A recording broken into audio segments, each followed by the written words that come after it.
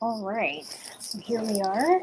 Um, our next video, we are going to look at how you can manipulate these layers, okay?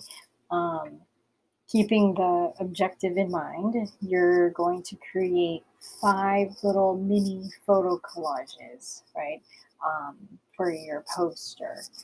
So I'm giving you the tools so you can kind of create different combinations, 5 of them, through your layered document, and then you can save them out. Um, you have the option of working on one document or creating, separate collages, like 5 separate PSDs or layered files like this. Um, but hopefully, you'll be able to figure out how you like to work because everybody's different, and so how they understand things. Everyone has there's different types of learners. So I'm showing you how to create and manipulate in this one document, but feel free to save out different documents for each collage if that's what you choose. Um, so we were able to label our layer by double clicking, right? We were able to kind of cancel out of this really quick. Um, Click and drag the layers, and you can kind of see that when you click and drag, if this is on top, right, it's at the very top, and that's the only thing you can see. You can turn things on and off, and then some of the things that you're able to do, right? So I want to get your attention and look at this right here, opacity. And so right now everything is at 100%. When everything's at 100% opacity, you cannot see through it, correct?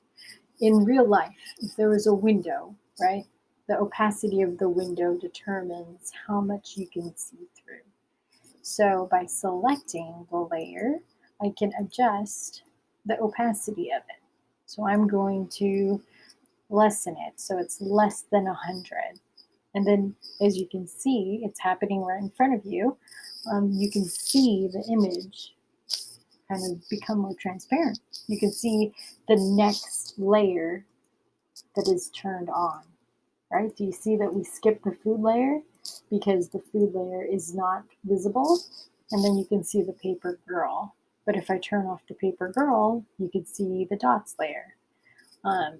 So that is just with me turning the opacity down to 54%. And I can manipulate this at any time.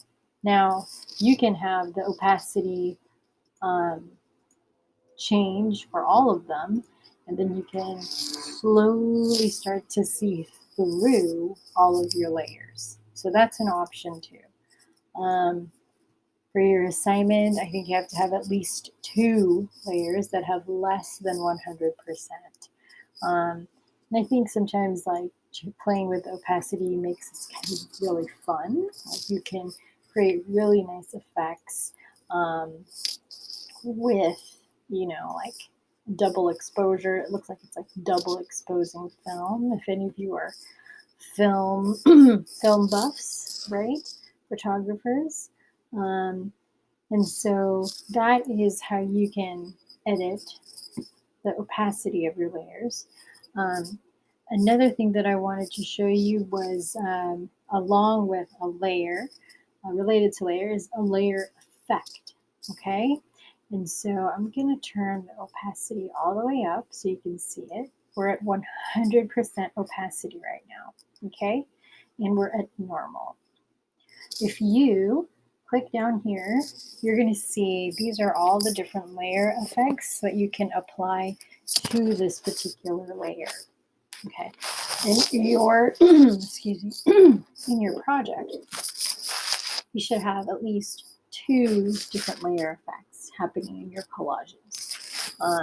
And what a layer effect does is, it's best to either show you, but it applies an effect to the different layers. And you'll see some of them kind of might look like I'm changing the opacity, but I'm not.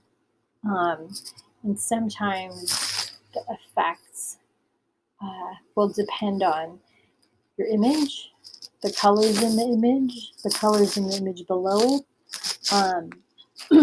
And, you know, sometimes you can just kind of play around to see what might happen, right? Like, that's really cool. So I have to remember, okay, that was the layered effect of difference. You know, exclusion was really cool too. Oh, I like subtract, right? So you can kind of play around with it. That's fun. To see what you want for your effect. So, you know, essentially, if you're like, I really like that, you know, you can still adjust the opacity of it, and you'll notice that when you adjust the opacity, it doesn't have the same effect. So keep that in mind. And if you like this, right, this this would qualify for one of your collages. So you can, every time you get to the point that it's like, I really like that, and you know, double check your assignment sheet that it's like, okay, is it less than 100? Is there something in this document that's less than 100? Yes, correct. Is there something in this document where I'm doing a layer effect? Yes. Okay. And then the only thing that we haven't done, so I'll have to show you that before we can save this out, is a layer mask. Okay. So let's not save it yet. But what I'm going to do is I'm going to make a note of that, the difference. I really liked it. Go back to normal, and I'll show you what a mask is. So basically, a mask is another way to erase parts of an image with a little bit of flexibility. So you don't have to, like, you can actually make things appear and reappear.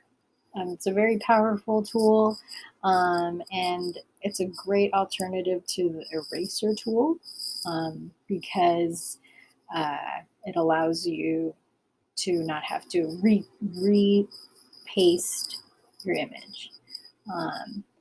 So I'm going to show you a mask.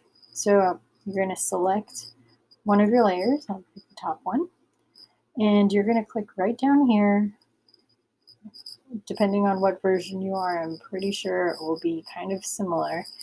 And then you go add a layer mask, and it shows up. So this white box is your mask. This is your photo. You're going to make sure you're selecting the mask. Sorry. And I'm going to pick the brush tool. Okay. In the mask, in your brush tool, when you paint on this mask with black, it makes things disappear. If you paint on this mask with white, it makes things reappear. Okay, so I got my brush tool. This is the size of my brush, so I can adjust the size of my brush, or you can use your left bracket, right bracket. Oops. On your keyboard.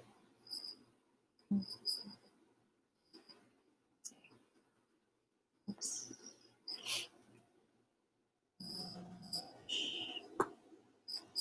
Left bracket, right bracket, make it bigger, smaller. And then right here, this is also very important. It's the intensity or the opacity of the brush. Okay, so if you want it super intense, you can pick 100, and the 100%, it takes the image out. Or maybe you want to kind of have a feathered effect. So you can go 50%.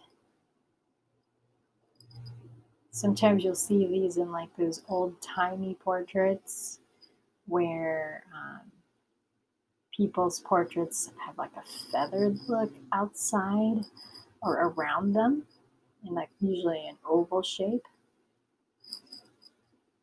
right? And you can control that. And then this allows me, if you can see some of the plant, and then you can mask things out. So I'm going to make this brush a little bit bigger. Okay, so you can see that me brushing on the mask, it looks like this. All right, so play around with your layer effects and, you know, try a mask or two. Then when we get back, I'm going to show you how to move or make objects larger and smaller.